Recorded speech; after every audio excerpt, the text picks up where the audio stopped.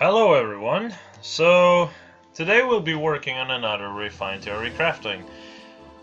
This is a bit old and overdue. The main reason why I had to wait so long is just because life has been rather busy, but so this one will be covering Aenir, Clive, Shiro, and Ninian. Typically it's really sporadic when I work on those episodes. It's just, I had a good idea for Ninian and I was like, you know what, fuck it, making an episode. That's kind of just what it is. Every of those characters have been chosen by people in my chat. So, if you want to somewhat join and then, you know, include your own picks, just join my Discord. I tend to point it out on my stream tab whenever I go live. I say when it's about refined theory crafting, typically at least 6 hours in advance. Sometimes I'm very spontaneous with it. It's just, I don't know. But let's get started with Aenir. So, yeah, Aenir was a bit complicated to work with because, well, it's an Awakening character. Awakening doesn't really have a whole lot of characters that you can really work with. When it comes down to their characters, there's not typically a lot that really stands out. Aenir is basically a bit of a psychopath, I suppose, but that's kind of really vague to work with. So I had to dig deeper. Then I learned that he actually befriended Mustafa and his family, and that basically Mustafa treats him as his own child to some extent. And that he also befriended Vasto and Campari. Mustafa is an axe unit. I believe Vasto is also an axe unit, and Campari is a lance unit. So that's why there's a axe and lance unit comparison. As for the fact that the foe needs to have less HP than full, just see it as the fact that he really likes blood. He really likes to see himself die in a bloody way, or people die in a bloody way. And that's kind of just what I wanted to go for. If the character is basically bleeding, he gets a boost because he just wants to rip them to shred, I guess. And it also fixes his main problem, which is attack to some extent. Now, his refine is based on lances and axes, which combos pretty well considering he's red. Also gives him an extra bit of attack, def, and res. Typically, I would have also changed the weapon for it to be attack res, but I feel like that would have been pushing him too much toward a very specific type of niche. And that's much more difficult to actually work with. Or rather, you're kind of forced to build them in one way instead of maybe working in different ways, which I didn't want to really go with.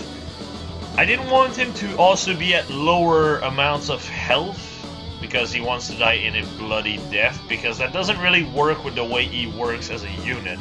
You typically stack bonds with him, because that's the thing that makes him work the best. Fixing his attack stat especially is important, and bond skills are really good with tanks, and he's a tank, so you get the idea. This also makes him really good with stuff like Savage Blow, as strange as this sounds, because if he harms the enemy and then harms everyone around them, he just gets a buff of like 6 attack and 6 defense. Makes it really a lot easier for him to actually fix his attack stat.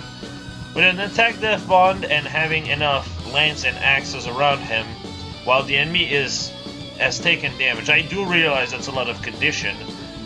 But that gives you a solid, I don't know, 46 defense? 51 defense, no, 52 defense with Def Tactic. That's really solid. You can also fix your attack fairly well that way. So, you know. Moving on to another one that was fairly difficult to work with. I decided to say fuck it and use the breath. The breath that she has as a winter unit, because frankly that's the best way I can really go about it. It's super useful for the base version of her, and at the same time, yeah, she's a Divine Dragon. Divine Dragons, in case you don't know, if you have a Divine Dragon Stone, which is what she comes with in FE6, are effective against dragons. Being effective against dragons just kind of makes sense as a result. This is the same reason why every breath, like unique breath, that Tiki has gotten is effective against dragons. That's why. That's because she's a Divine Dragon as well. So I basically did just an effective against dragon foes with a buff to death and rest based on allies around her, since that kind of just makes sense with the childish personality that Fa has. She likes to be surrounded with people. Now, as for the refine, it's basically this encounter, but with a condition, with an extra def and res on top of it. So basically the point is just to make her super bulky, able to deal with dragons, which is not that great considering she's green, but it's still, you know, an option. And having DC to make up for the fact that you can have upward to 40 res with just this weapon and your base stat. At that point, not using that res would just be very pointless, so just figured I'd go with it. Now the condition is based on supports. She doesn't have a whole lot of supports, which is the one thing I kind of like about FE6. You don't really have a whole lot of support, so you can actually base it on it.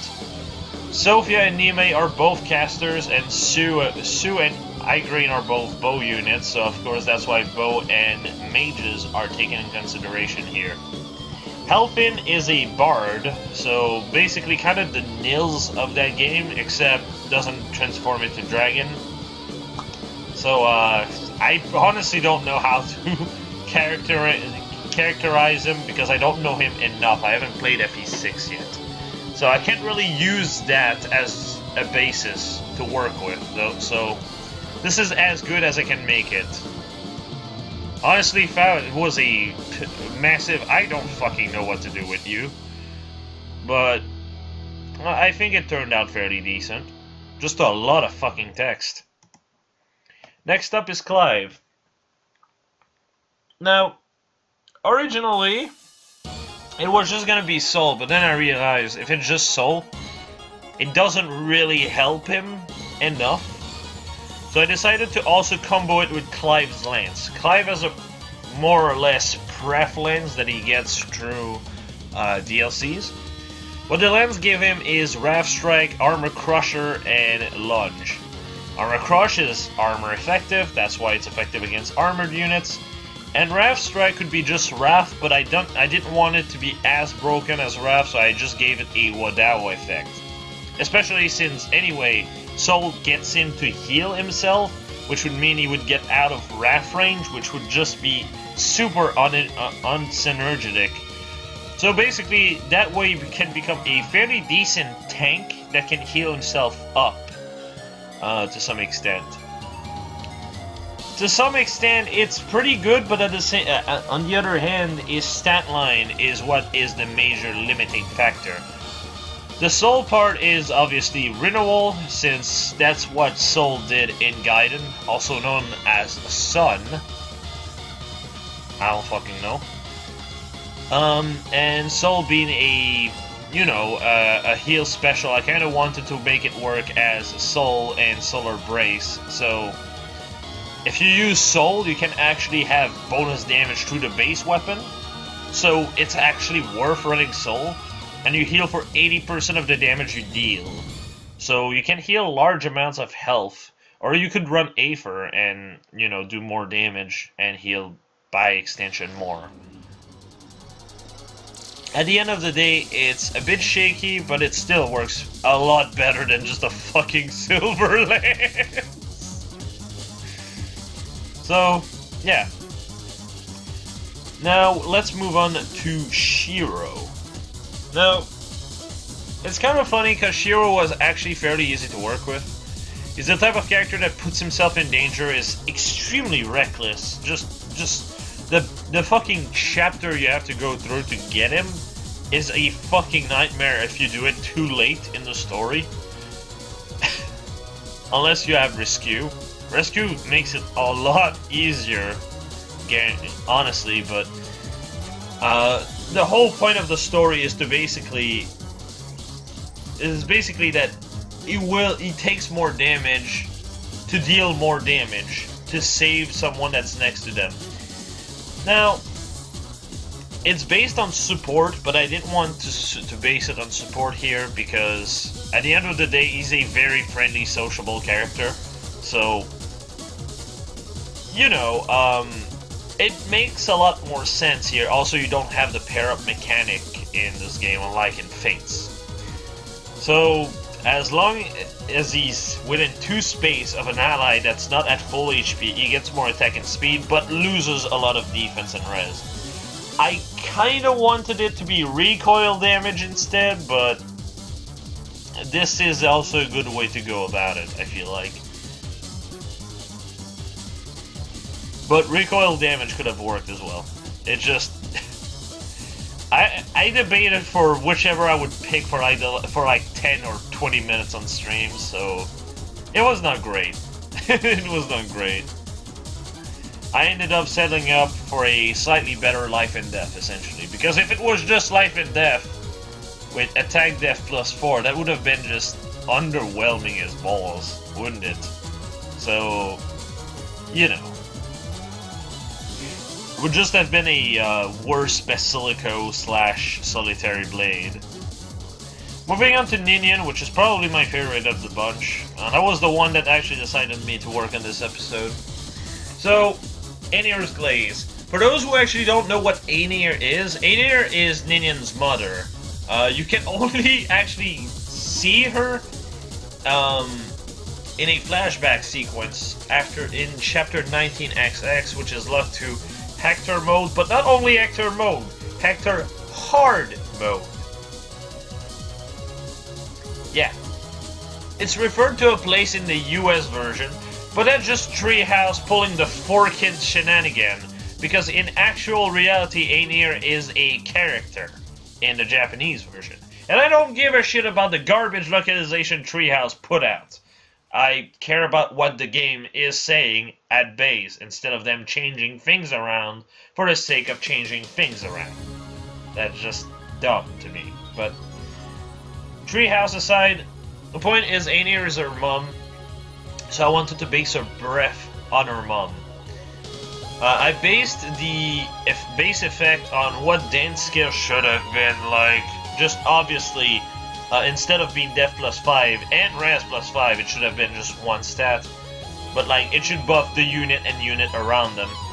But the point is, I used Light Breath and made it work upon dancing rather than attacking.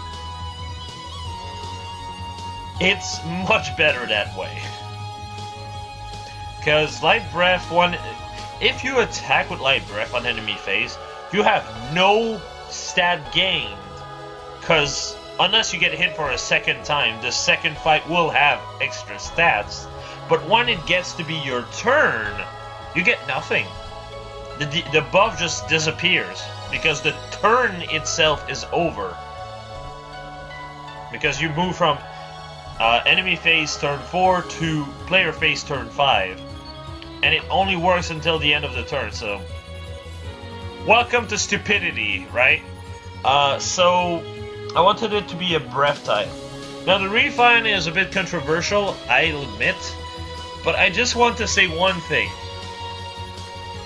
She can't be danced, so you need multiple Ninian to pull some absolute dumb shenanigans. And right now we're in the world where a character like Ophelia, who can have 41 base attack with attack plus, is able to charge instantly an AoE because of her weapon. We are in a world where Legendary Azura gives an extra movement point and can buff all your stat by 6 with little to no effort.